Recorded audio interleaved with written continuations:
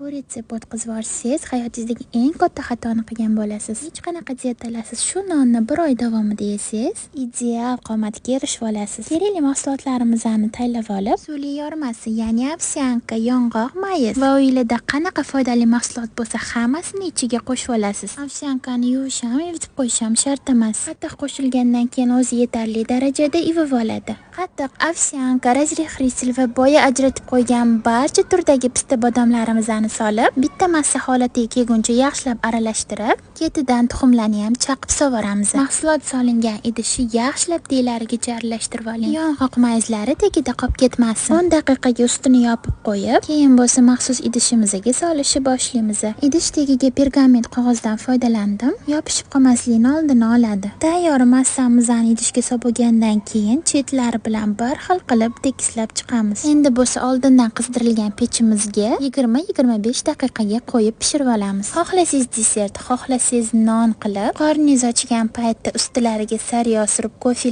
bilan ichib olsangiz bormi? Sizni ishontirib aytaman, juda ham mazali bo'lib chiqadi. Videomga like va kommentariya bosib, do'stlaringizga ulashib qo'ying. Siz ham albatta tayyorlab ko'ring.